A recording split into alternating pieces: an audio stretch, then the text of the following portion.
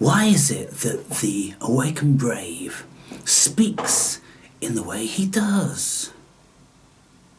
Why is it that he says these things that nobody else on the world says or even comes close to? Why is it that what he says terrorizes the masses? They're all shaking in their boots. They're even more afraid than the awakened brave than they are insectoids. It is reputed that Jesus said, "I haven't come to bring peace. I have come with a sword to divide." And you could say, I am Jesus reincarnated. He's already here. Fools, he's already here. Yes, speaking truth, speaking in parables, speaking with illustrations, waking up the few that could be potentially awoken, and just discarding the chaff, the riff-raff. Don't be throwing pearls to swine. Don't feed good meat to dogs. That's what he said. But people don't like quoting those verses. They just like quoting, "Turn the other cheek and be nice."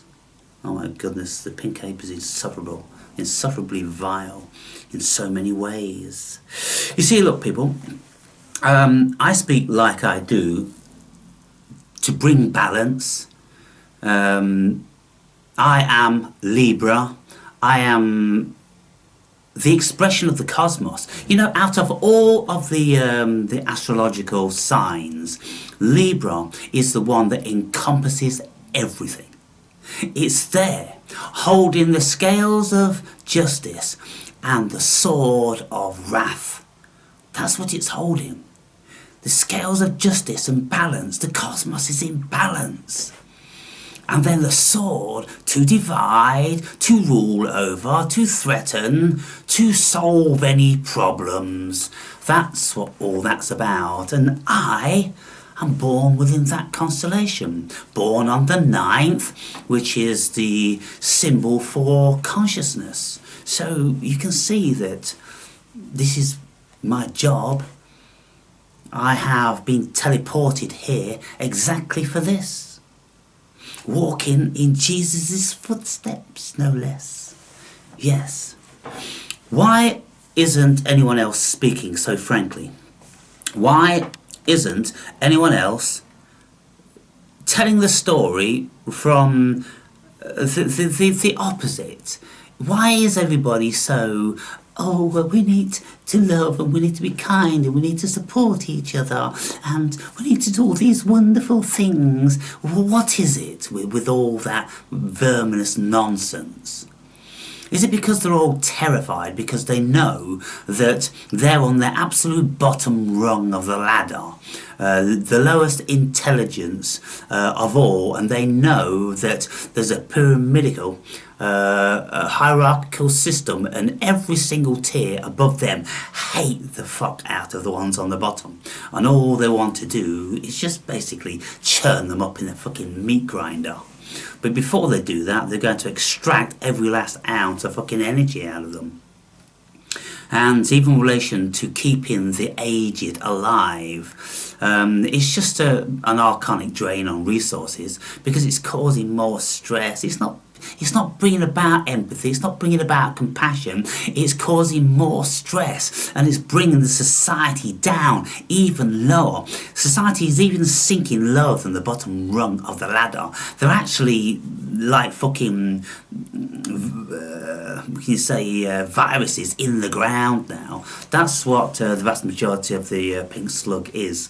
But you know, there are a select few on the earth, whether they are interdimensional beings or whatever, because there's a lot of stuff been said about those or that topic for thousands of years, and there's lots of imagery carved in stones and mythology and scriptures and all different sorts of stuff. People all over the world have been speaking about those that came from the stars and this and the other. And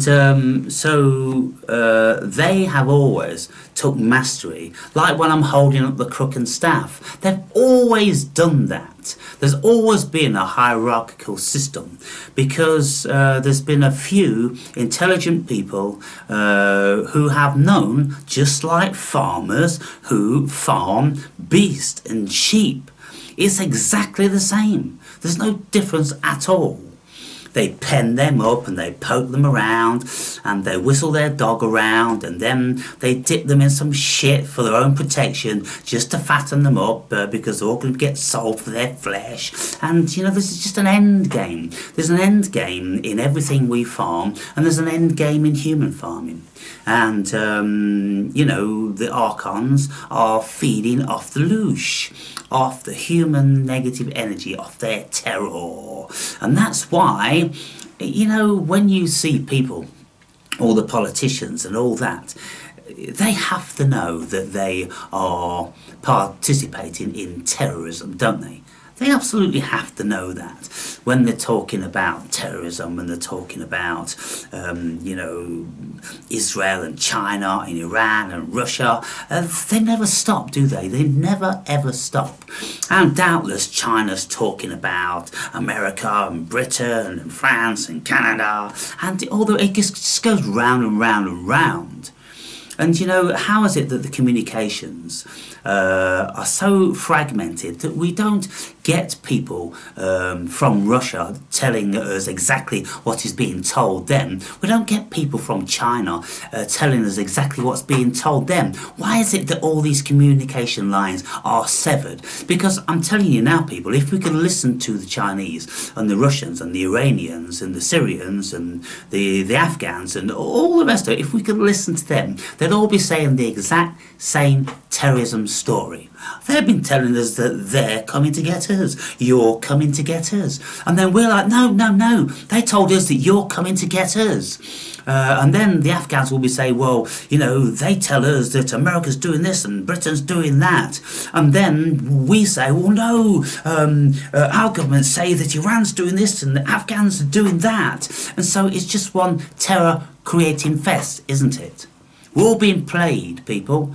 We're all being played. But it would appear that even what is deemed to be the most intelligent human beings on this planet can't see that. I've never actually heard anyone just say something like that. Why don't we get to hear what the Chinese are saying? Let's just, you know, have someone on the ground. You know, there's got to be spies all over the world that just talk to common people. And, you know, they've got a spy pen on like this, and they just ask, so what do you think really about the West? Do you think they're really going to come to get you and they want to nuke you and this, that and the other? You know, or do you just think it's propaganda? How many of them really buy into it? You know, the propaganda is so powerful, and human consciousness basically is such on a low level. It's very, very low. The intelligence is really, really low, and so they're very, very easily manipulated. And all you need to do is just like keep saying something for long enough, and it becomes truth. That's what the German propaganda artist said. Just keep repeating something, and in time it will become truth. What is truth? Truth is just whatever consciousness accepts as being truth. And so I make all my videos being facetious. I'm just acting, I'm just playing. I don't believe a single thing, and I don't care about anything. That's the thing. I don't care whether we have a meteorite or a nuclear holocaust, or whether aliens invade, or this, that and the other. Why should I care? What's my caring going to do? Is my caring going to be preventing anything? Who the fuck am I? Who the fuck is my care? What does my care constitute? How does my care alleviate anyone's pain or suffering or anguish? So why do it? It's nonsense, isn't it? And so we look back in history, and well, I do, for instance, some of us do, and we see that the same old fucking plays are being played out forever. And it's the same old tactics, and it doesn't look like anything is going to be changing any day soon. And there's probably very good reasons why we've had all these wars all over the world. Can you imagine if we never had all these wars and we never kept the population down? You know, we're on the point of panic now. When you look at the population growth, it goes like this, let's say through the 200 years. It goes like that through 200 years, and all of a sudden, within the last 50 years, it's gone fuck off, and it's on an absolute vertical trajectory. The numbers are becoming astronomical. Of course, all the powers that be, I've got to do something about that, because that's unsustainable. Of course it's unsustainable. It's going to implode on itself somehow. It's like a fountain when it goes up. At some stage, gravity is going to bring it back down. And that's what's going to happen with human population. It's going to happen with massive catastrophes and disasters if the population isn't kept down via cullings. Now, when we look at what human beings do to our wildlife, well, we do the exact same thing when we've got rats or rabbits or locusts or fucking cockroaches or bats or any fucking thing. We just introduce something which brings the population back down, don't we? And so that's what's going on now. And you know, why would anybody have a problem with that? If you look back in history, then trillions and gazillions of people have lived terrible lives through war-torn countries, and all of their family members have had atrocious things happen to them and them themselves ultimately. And so why do we feel that we're so precious? Why do we want to protect ourselves so much? If we, you know, really were compassionate like people dream themselves to be, if we really fucking cared one fucking smidgen of an iota, then we might want to be approaching our governments with this and saying, stop what you're doing in Ukraine, stop what you're doing in Gaza, stop what you're doing in Syria, stop what you're doing in Afghanistan, in fucking Iran, in Kuwait, in Libya, stop the fuck what you're doing. But we don't. A very few people, a handful of people, oh, support Palestine, or I'm anti-Semitic, or whatever. You know, it's just tiny fraction of the populace. It's just like one grain on the beach of life. It's nothing, and it'll never amount to anything. It's never stopped anything. It's never prevented anything. So when we look at all that, well, why do we think we are any different? Why should we? Who gives us the right to think that we are anything different? Who gives us the right to think that a war cannot come to our cities?